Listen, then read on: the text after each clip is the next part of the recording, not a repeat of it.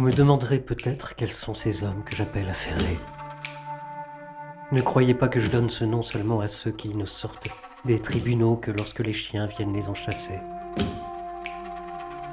ni à ceux que vous voyez étouffés par la multitude de leurs courtisans, ou refoulés avec mépris par les courtisans des autres, ni à ceux que d'obséquieux devoirs extirpent de chez eux pour aller se presser à la porte des grands, ni à ceux à qui le prêteur octroie une somme honteuse et qui sera pour eux, un jour ou l'autre, une vraie gangrène.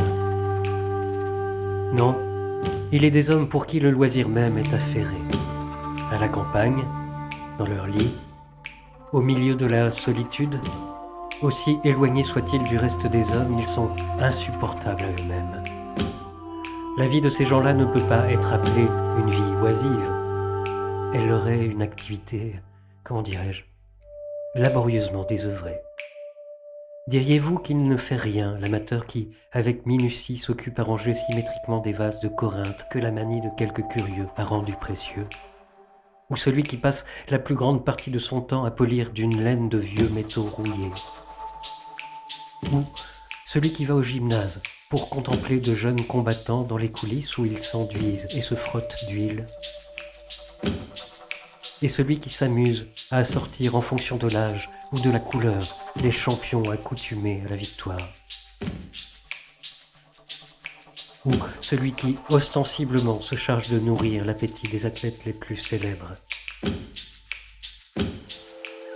Diriez-vous livrer au repos ceux qui passent tant d'heures chez un barbier pour se faire arracher le moindre poil qu'il leur sera poussé pendant la nuit, pour prendre conseil sur chaque cheveu, pour qu'on relève leurs mèches déplacées et qu'on ramène également de chaque côté du front leurs cheveux clairsemés?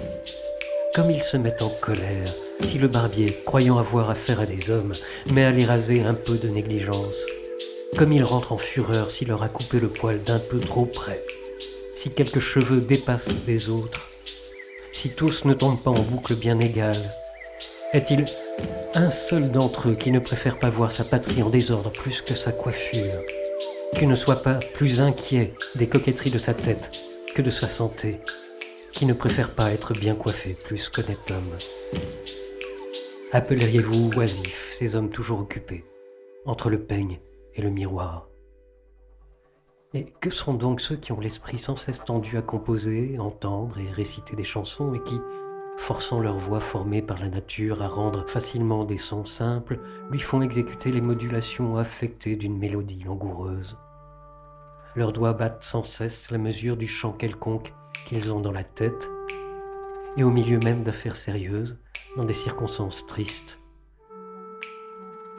ils font entendre un léger fredonnement. Ces gens-là ne sont pas oisifs, mais inutilement occupés. Et certes, je ne regarderai pas leurs festins comme des moments de détente, quand je vois avec quel soin ils rangent leur vaisselle, quelle importance ils mettent à ce que les tuniques de leurs serviteurs soient portées avec grâce, combien ils sont inquiets de la manière dont un sanglier sort des mains du cuisinier, avec quel art la volaille est découpée en petits morceaux, avec quel empressement leurs esclaves épilés savent, au signal donné, s'acquitter de leurs tâches diverses. Avec quel soin les malheureux font disparaître les traces de salive des convives, car c'est ainsi qu'on se fait une réputation, munificence et délicatesse. Les travers de ces gens les accompagnent si constamment à tous les moments de leur vie qu'ils mettent une vanité ambitieuse, y compris dans la nourriture et la boisson. Vous ne compterez sans doute pas parmi ces oisifs, ces hommes apathiques et mous qui se font promener çà et là, en chaise à porteur et en litière, et qui sont toujours très ponctuels à se faire porter ainsi, comme si l'obligation leur était nécessaire, qu'il faut au besoin qu'on les avertisse du moment où ils doivent se laver, aller au bain ou au souper.